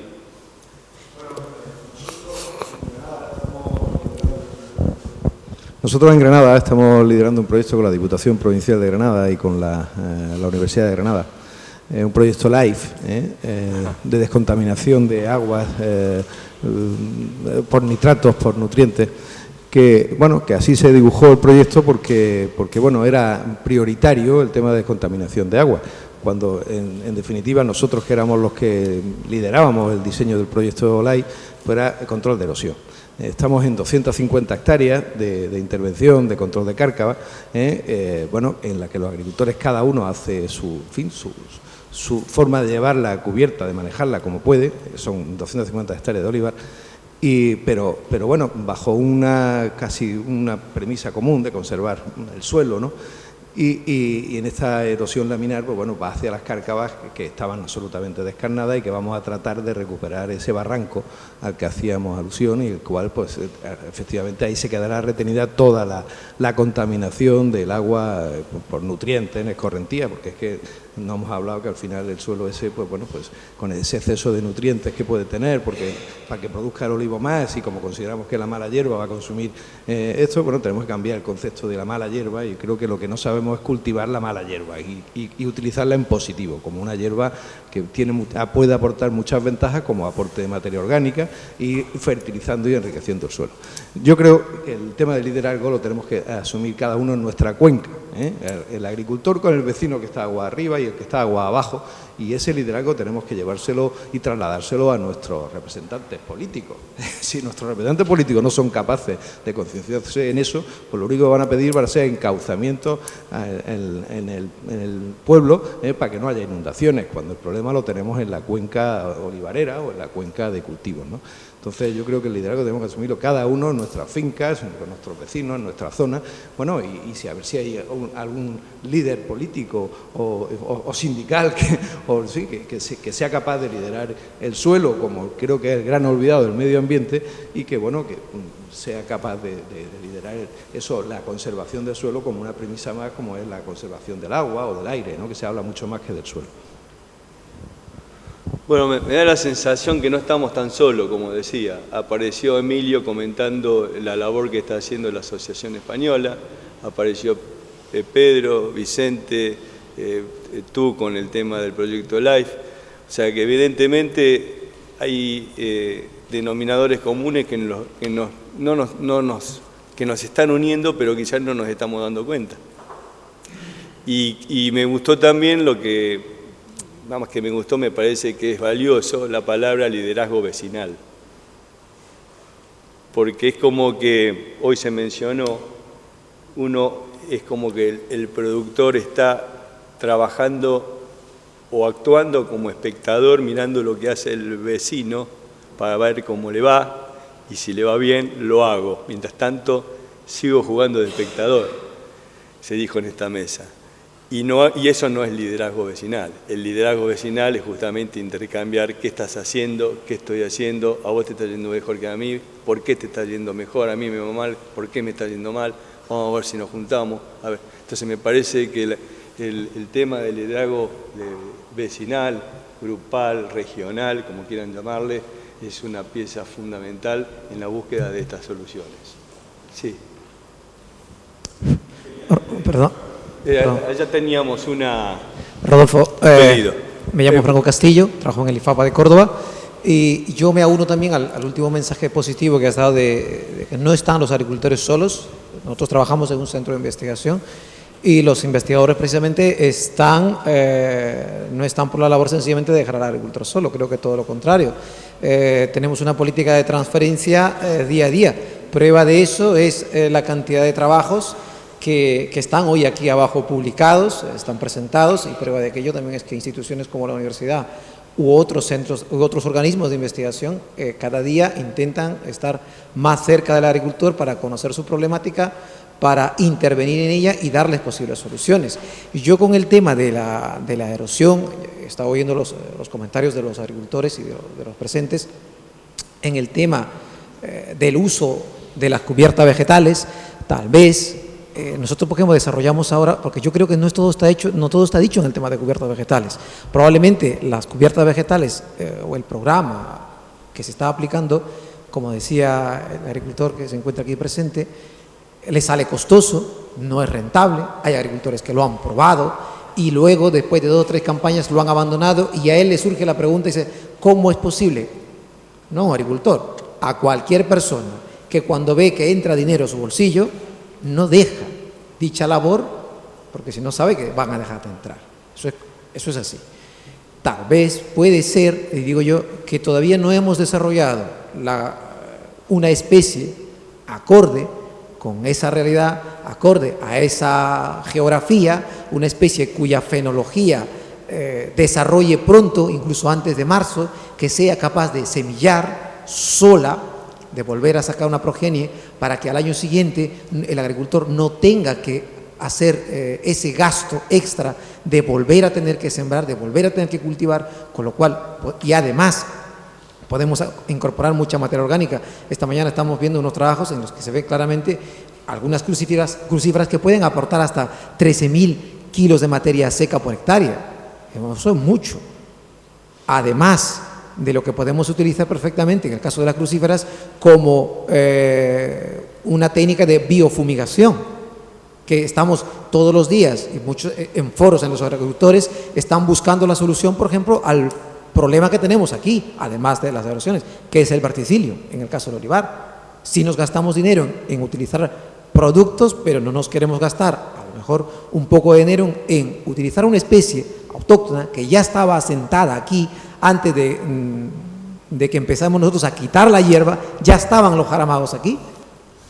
Entonces creo que todavía no está todo dicho, creo que los investigadores todavía estamos en ese papel de poder transmitir y hacer llegar esos conocimientos que día a día vamos obteniendo, siempre y cuando el agricultor sepa transmitirnos también sus inquietudes. Gracias.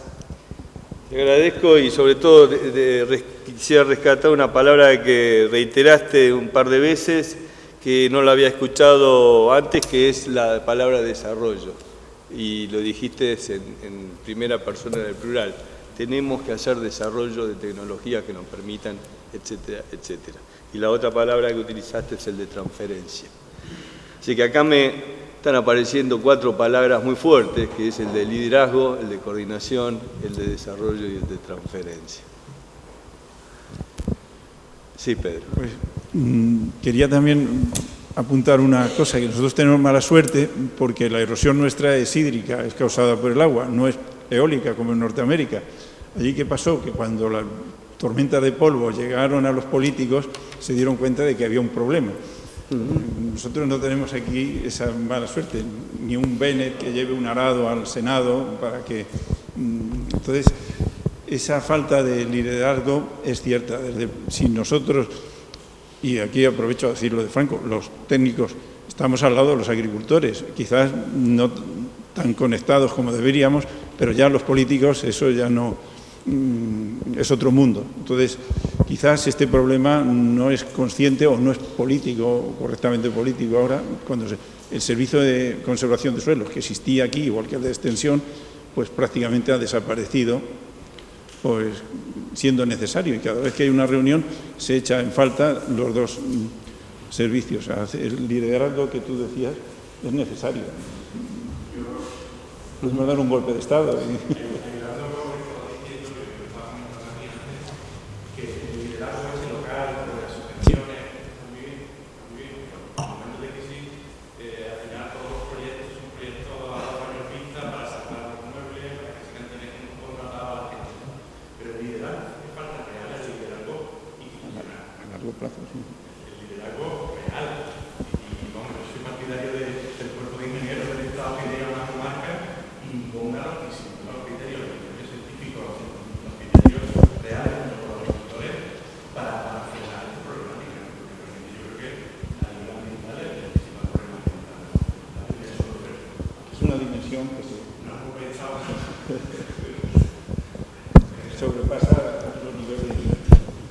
Vicente, y vamos a ir acotando, si no, no me va a dar tiempo de cumplir con lo que me pidieron. Y después yo disiento de Pepe Moraco lo del Cuerpo de Ingenieros del Estado, lo que sea, porque eso es como las becas del ministro Wert.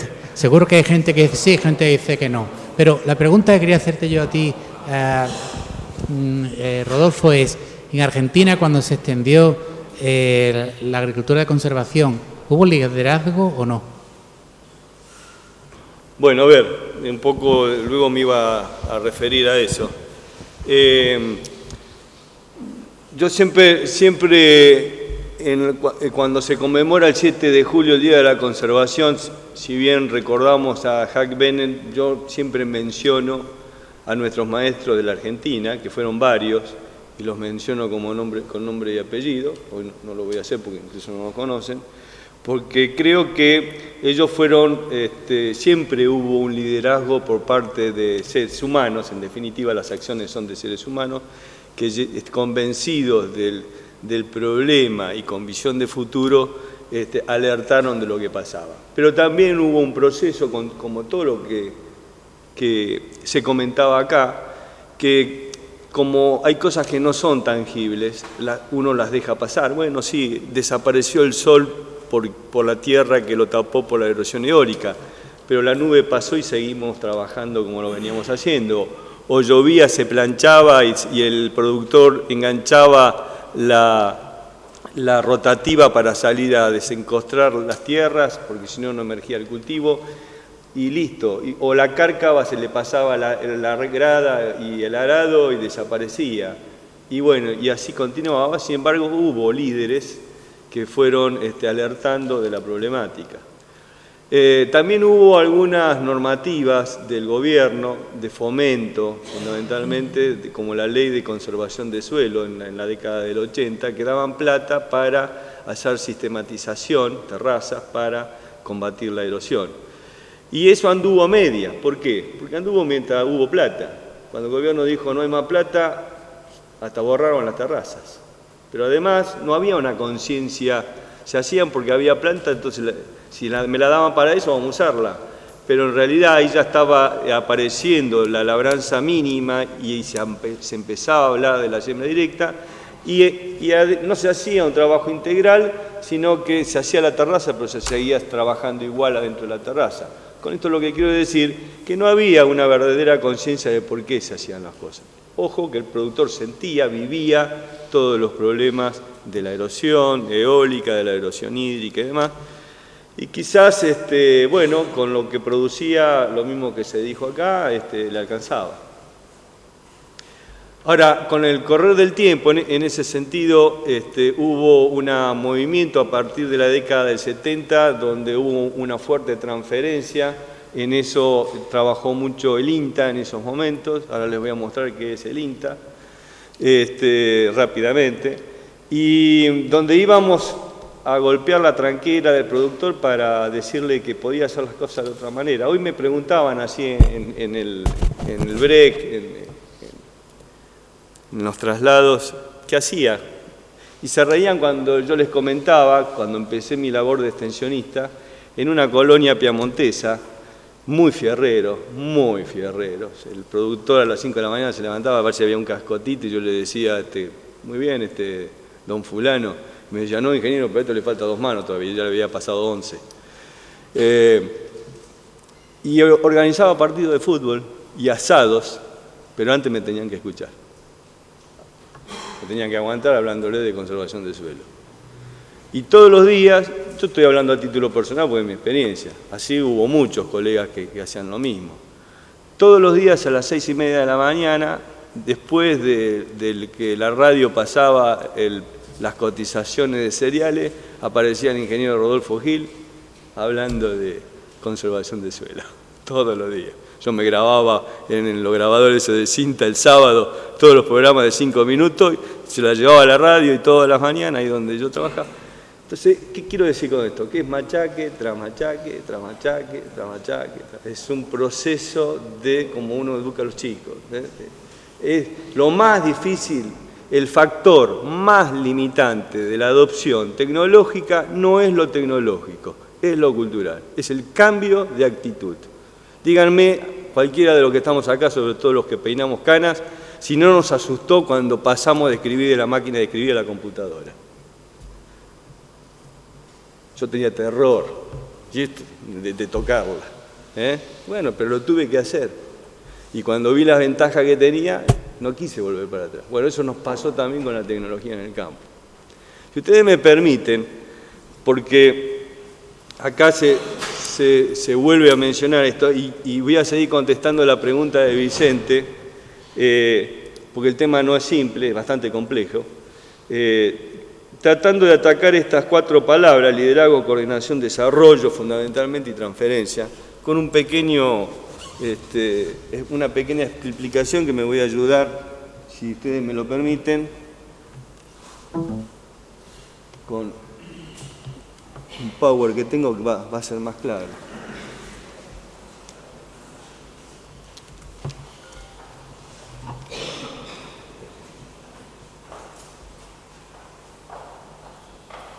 ¿Apareció?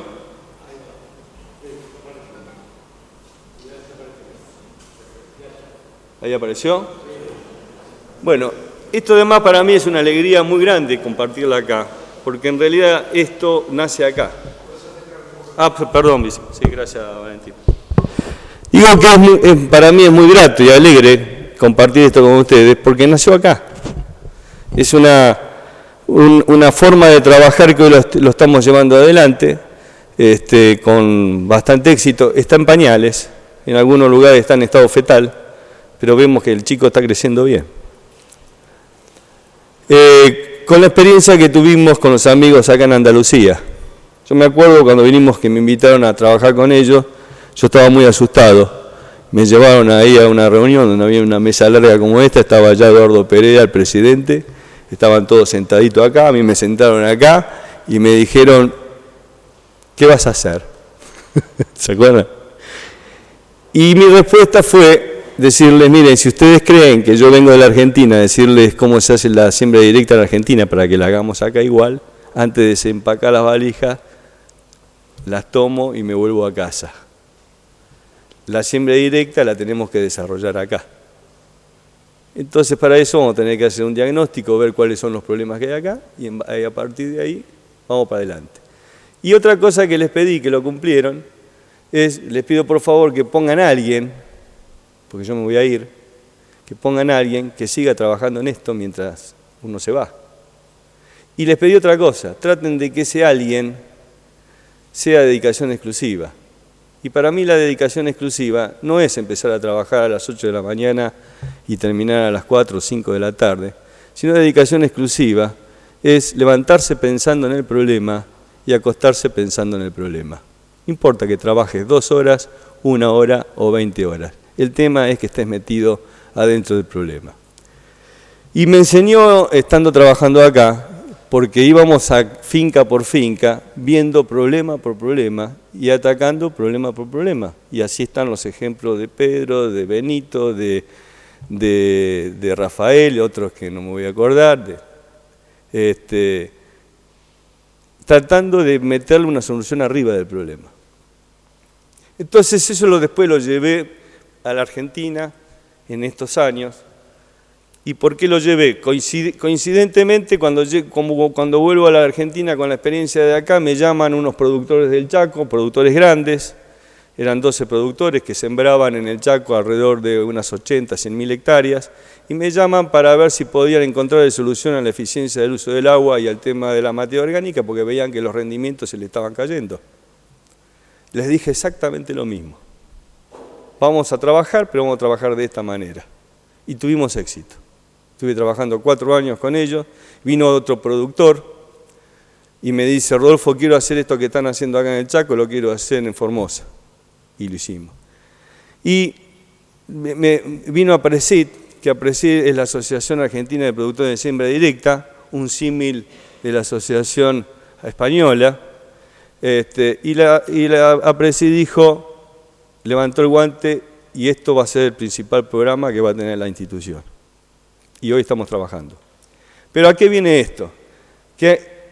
¿Por qué estamos convencidos de esto? En primer lugar, quiero decirles cuál es la coyuntura estructural en estos momentos en el tema de esto que estamos hablando de liderazgo, transferencia, desarrollo. Tenemos por un lado una institución que es el INTA, el Instituto Nacional de Tecnología Agropecuaria, donde pertenezco, que está constituido, rápidamente se los digo, son 15 centros regionales, 47 estaciones experimentales, 3 centros de investigación, 12 institutos de investigación, 240 unidades de extensión.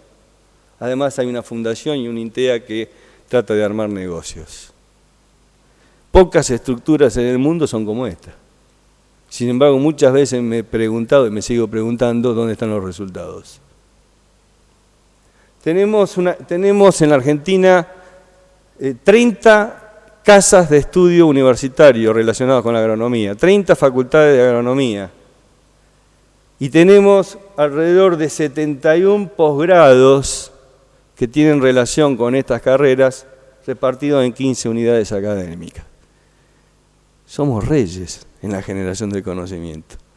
Sin embargo, digo, ¿y la solución de los problemas que seguimos teniendo?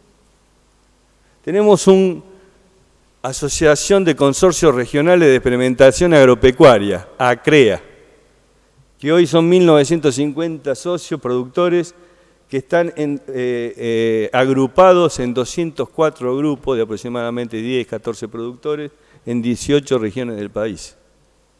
Tenemos a la asociación fundada no hace mucho de APRESID, que tiene más de 1.500 productores y más de 20 regionales. Y tenemos una cantidad de explotación agropecuaria de alrededor de 300.000 productores o establecimientos. Sin embargo, se nos seguimos planteando los problemas que ustedes están planteando. ¿Dónde está el problema? De nuevo, falta de liderazgo, sigo contestando la pregunta de Vicente, falta de coordinación, falta de desarrollo y transferencia a los problemas reales. Se investiga, pero los problemas siguen persistiendo, porque no los atacamos desde arriba. Eso es lo que aprendí acá. Entonces, ¿cuál es la idea? que empezamos a trabajar.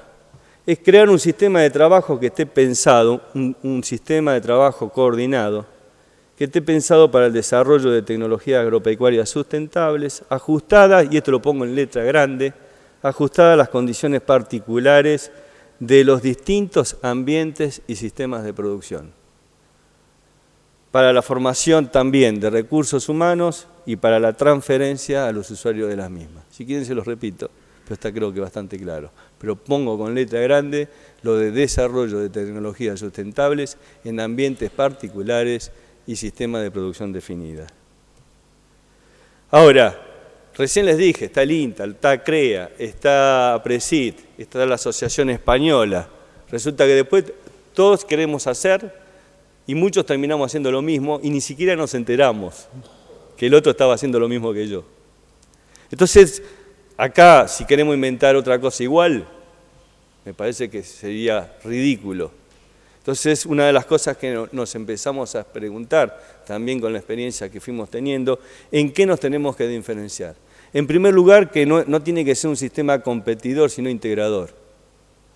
O sea, acá no se trata de justamente competir con lo que hacen los otros, sino todo lo contrario, capitalizar lo que hacen los otros. En primer lugar, con un enfoque de sistema. A mí lo que me interesa es la producción a nivel del productor y por lo tanto mi problema está en el sistema de producción y no en la parcela de investigación, que no le estoy faltando respeto ni estoy diciendo que no sirve, porque hay cosas que tenemos que aislarlas del sistema para poderlas entender mucho mejor. Obviamente, y aunque parezca una verdad de perogrullo, pero es la atención a los recursos humanos. Entonces, nada de lo que se hace se va a hacer si no se tiene en cuenta la defensa del recurso natural. El cambio de tipo de enseñanza y aprendizaje. Nosotros no estamos trabajando con chicos. No tenemos que utilizar metodologías pedagógicas.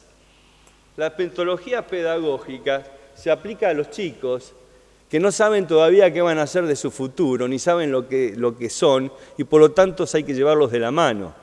Pero nosotros somos grandes, nosotros tenemos que trabajar con metodologías andragógicas, es decir, con los adultos. Yo no soy quien para decirte a ti lo que tenés que hacer. Vos lo que me tenés que decir a mí es lo que necesitas para yo, en función de eso, enseñarte lo que tenés que hacer. Entonces hay que buscar métodos andragógicos, que son muy diferentes de los métodos pedagógicos. Soluciones específicas a problemas concretos. Si no existe un problema concreto, no existe la formación de este sistema. Para que se implante esto tiene que haber un problema. Después les cuento lo que hacemos. Continuidad en la investigación y la interdisciplinaridad. Primero que, como decíamos hoy, la agricultura es el arte de manejar el depende. Son tantos los factores que actúan, entonces no podemos dejar de armar un sistema interdisciplinario, pero además continuo. Eso lo digo por experiencia. En el mejor de los casos, los resultados quedan en el cajón de la oficina.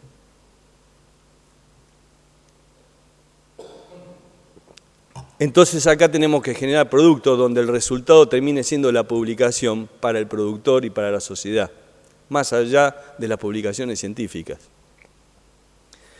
Profesionalismo.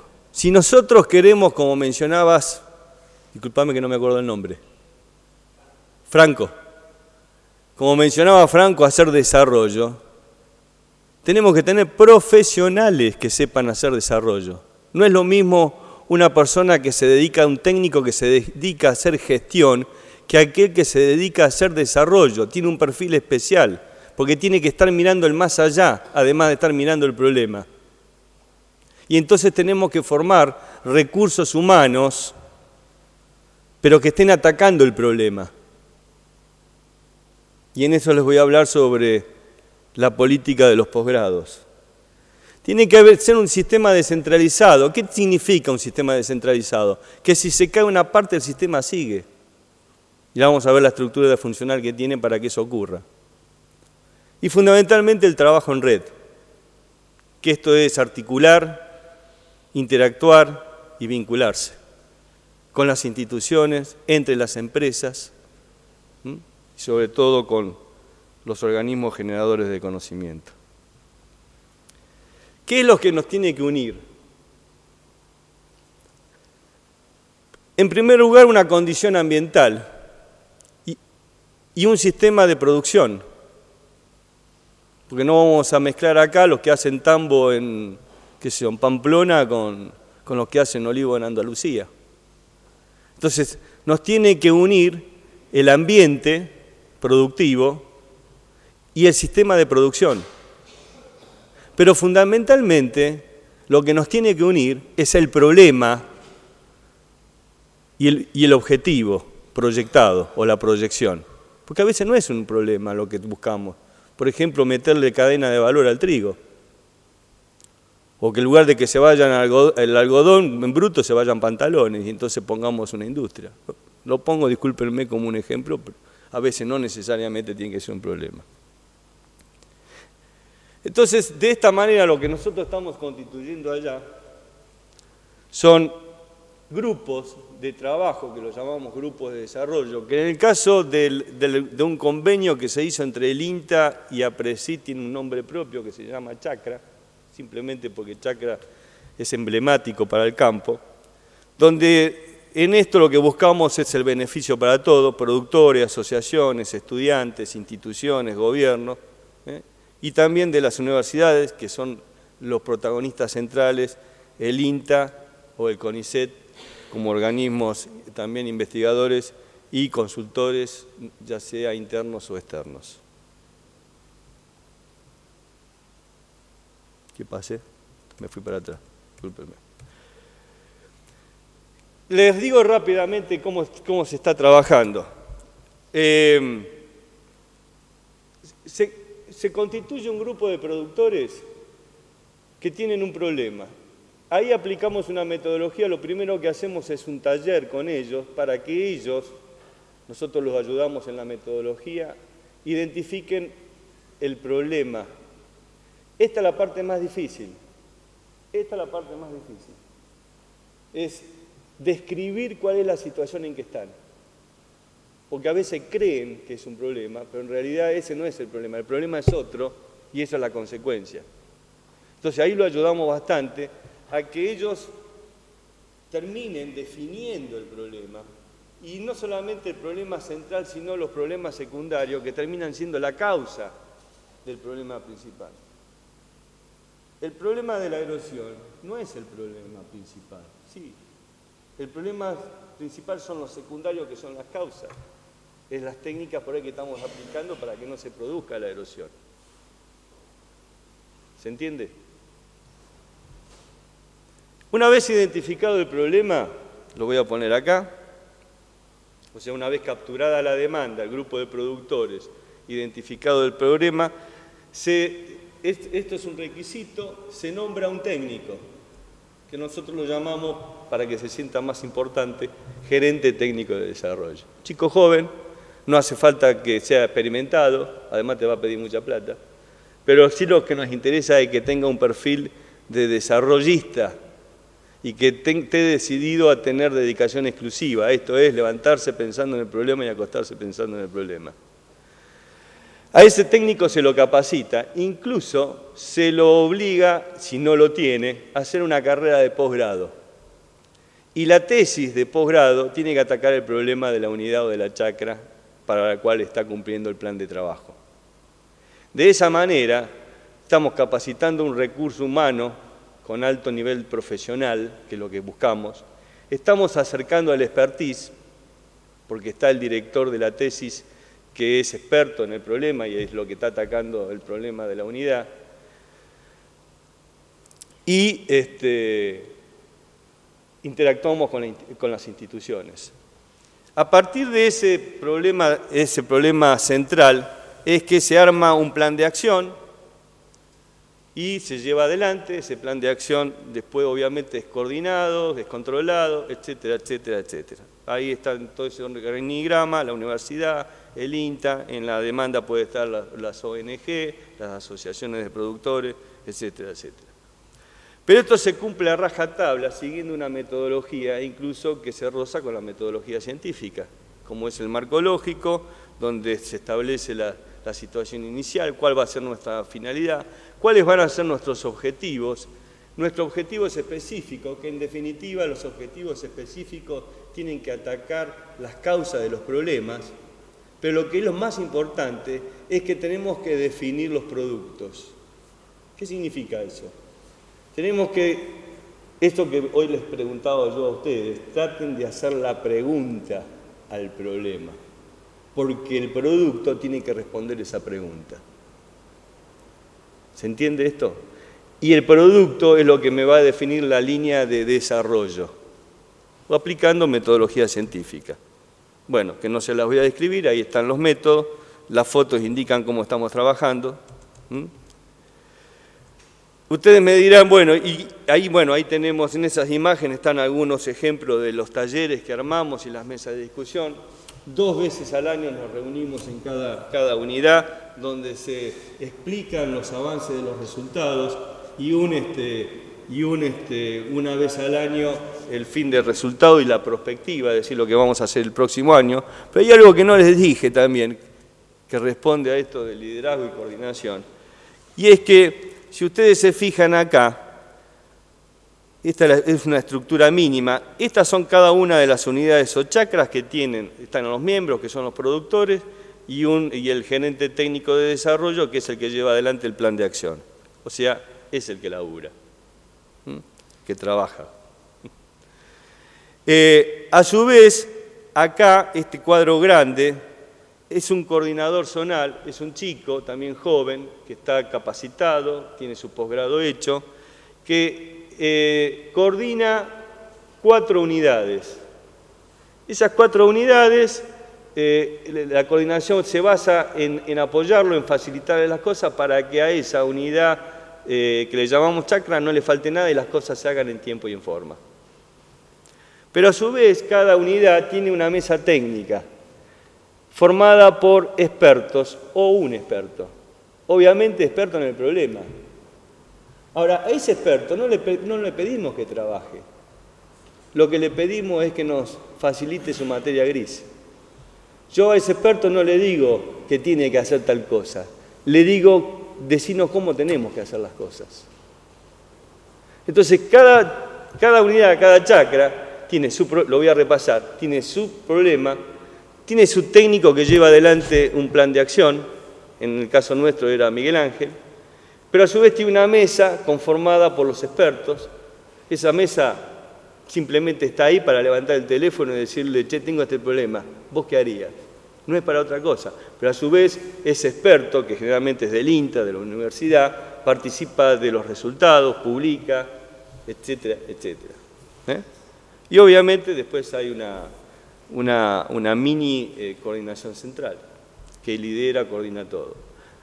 Y lo de la descentralización es porque una vez que cumplimos con la solución del problema, esa unidad se terminó. ¿Para qué vamos a seguir gastando plata? Ya está, se terminó. Bueno, si ustedes se fijan en el mapa, empezamos con esta chacra y después se fueron sumando todas estas, incluso esta es un convenio con la provincia de Neuquén, con el gobierno de la provincia de Neuquén. Acá estamos desarrollando agricultura en la estepa patagónica con el agua del Río Negro. Acá los productores nos llamaron porque están preocupados. Esta es la zona núcleo de la Argentina, la zona más potencial desde el punto de vista agrícola, la zona de Pergamino, Rojas, Colón. Sin embargo, los productores nos llamaron ahí porque están preocupados que los suelos no le están dando los rindes. Hay una brecha productiva entre la oferta tecnológica y lo que ellos están sacando, y entonces quieren ver qué está pasando con los suelos.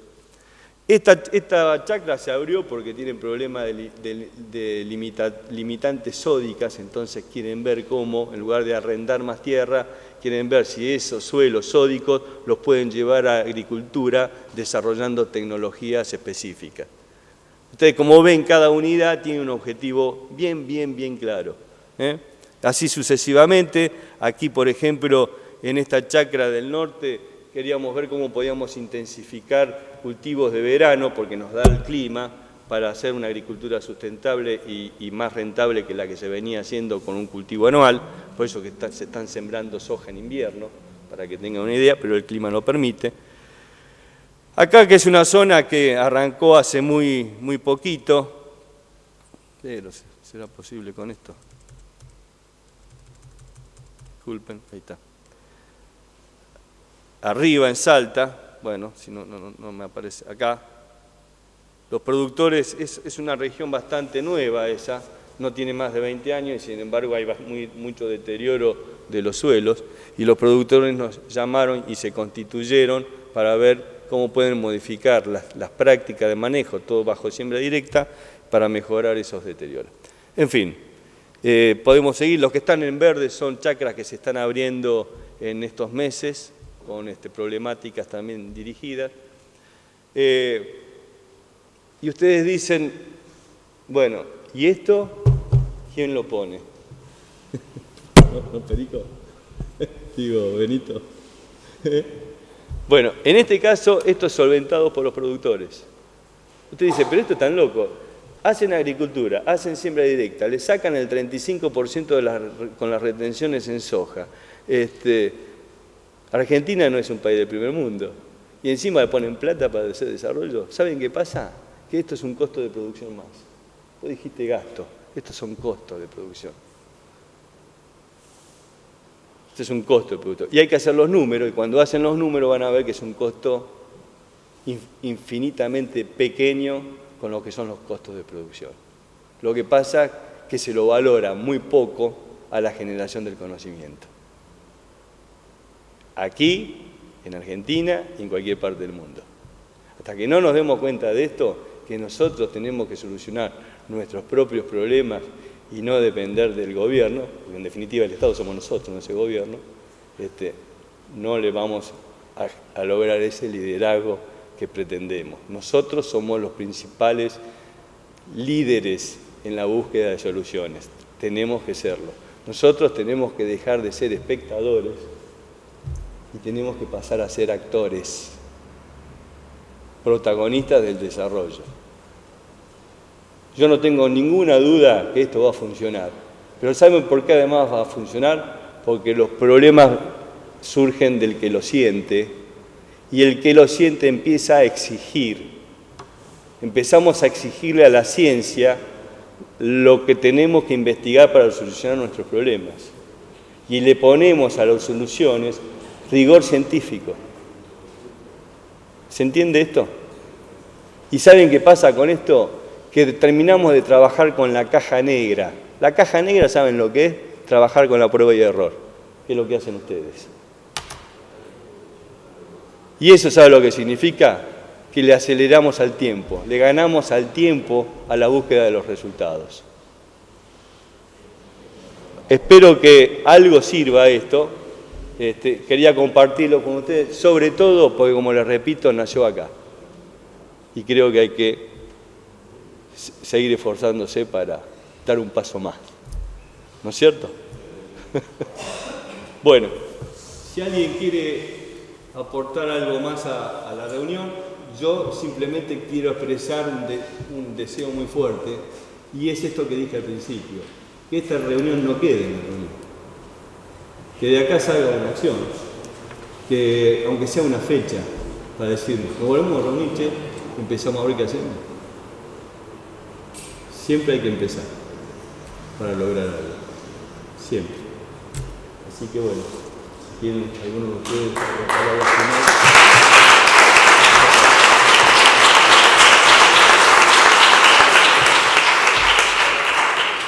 Si alguien quiere concluir como productores, bueno, mucho gusto.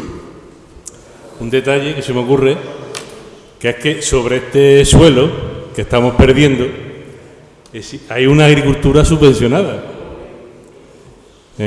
Hay una agricultura subvencionada, entonces tenemos que convencer a nuestros socios ricos de la comunidad para que sigan subvencionándonos.